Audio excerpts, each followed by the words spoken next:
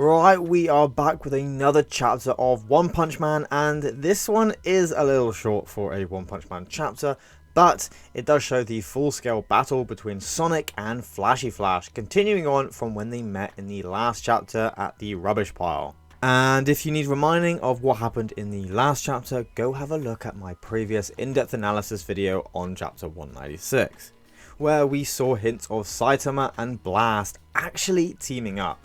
In this chapter, we get some really awesome character moments and backstories for these characters, as well as how Saitama has influenced them both. So be sure to stick to the end to find out what happens.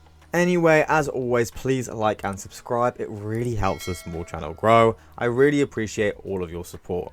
Also, I've made a Patreon and it's in the description below, please support me if you'd like. Now, getting straight into this new chapter 197 called Duel, and the front cover page includes an awesome drawing of Sonic and Flash both clashing. It starts off with Flash asking Sonic why he challenged him, and Sonic responds that it had slipped his mind, but he always wanted to settle the score and poises ready to attack. Flash poses in almost the exact same way, hinting at their deep-rooted history and similarities between each other. Flash then taunts him, saying that there's an obvious outcome and the assassination business must give him a lot of free time. And Sonic responds for him not to get cocky, and he's the one who taught Flash how to use a sword. We then flash back, okay, those jokes are going to stop now, to where a young Sonic first meets a young Flash, asking if he's stuck in a particular squad called Squad 5, and offers to give him some tips on how to use blades. He introduces himself with his ninja call sign, and Flash does the same, but also states that if they, presumably the higher ups at the village, find out that they're talking, they'll be in big trouble. He also says that Sonic is also in Squad 5 with Flash, but Sonic just blows him off, stating they just don't get his genius. We then learn that Squad 5 is considered to be the squad of failures, and Sonic was in there because he rebelled a lot, but also offered Flash advice even when there was nothing in it for him. They practice fighting, and Flash thinks back that Sonic was the only person he had to talk to.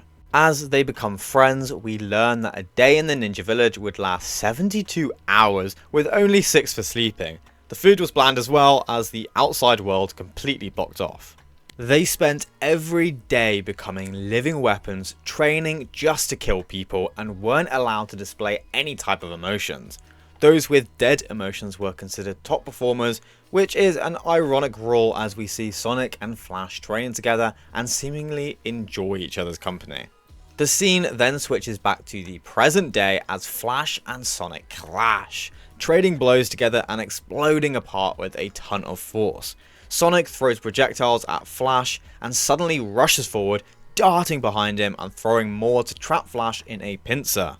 Flash, however, easily jumps out of the way as the projectiles explode beneath him. Suddenly, Sonic uses his special move, 10 Shadows Funeral, creating multiple after images, and then using Windblade Kick to strike him all at once. Flash spots where Sonic will be at that moment and parries his kick, then uses his ultimate technique as a counter. His Flash kicks land, kicking Sonic away into the rubble. Flash lands back on the ground and seemingly surprised, he expresses that he never thought he'd have to use his ultimate techniques on Sonic, and then beams happily, complimenting Sonic's strength, saying, "The way you are now, we could..." But just as he's about to finish, several projectiles rush in from all angles, landing in a massive heap. But Flash had skillfully dodged out of the way and asks who the now emerging figures are. It turns out to be the Heavenly Ninja Party Tenento, who were lying in wait just like they said they would in chapter 195. But they complained to Sonic that this was not the time of the designated place, that he was supposed to lure Flash out, and that they were right to doubt him from the very start. They point their weapons at Flash and announce it's time to start the execution of the traitor Flashy Flash. Suddenly, behind them, one of the members of Tenento gets thrown, crashing through the rubble, then shouts at a figure who threw him. It turns out to be Sonic, who dusts himself off, and the members scream, asking if he's completely turned on them, which, well, I mean, he was never on their side to begin with. Flash is then even more surprised that Sonic defended against his Flash kicks. And Sonic then scoffs, stating he wanted to take down Flash himself rather than hand him over to the ninja party, and they just had to go and interrupt their duel. He continues that this is a matter between him and Flash and the ninjas need to stay out of it. He taunts them further, mentioning that their upperclassmen act pisses him off and he never wants to see them again. The ninja party is furious now and threatens to execute both Flash and Sonic. They confidently express that every one of them is a powerful ninja, and both Sonic and Flash have no idea how pointless it would be to take all of them on.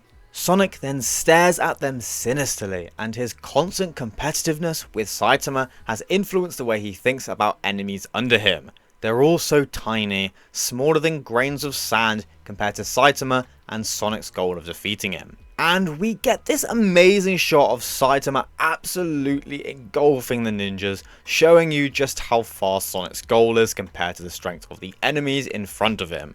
Flash again praises him, saying he must have done a lot of training. Sonic lands next to him and responds that Flash is only alive because they got interrupted. And then Flash jokingly says Sonic runs his mouth a lot, and the final panel of the chapter shows Sonic and Flash together, prepared to absolutely destroy the Heavenly Ninja Party. Now, like I said in the beginning, the chapter does feel a lot shorter than most, and I have to say, after Sonic's many fights with Saitama and Flash's fights with Garrow and Platinum S at the end of the Monster Association arc, I was kind of underwhelmed by the fighting in this chapter. I mean, yeah, Sonic has gotten stronger, but the fight we see and how short it is doesn't really prove that to Flash. He was just fast, and Flash praised him quite quickly. Maybe in the story, Flash was more desperate to get Sonic on his side than we thought. He did say something like, "The way you are now, we could," before he was cut off. And this could be Flash wanting to continue and destroy the village with Sonic alongside him, or something more personal. Maybe he likes Sonic's new strength? Can we get much higher? But it's purposely made to be ambiguous, so it could be something completely different. And we're not far off some very important future events from the webcomic. I think we have another chapter where Sonic and Flash take on the Heavenly Ninja Party, and then we get into the real important stuff.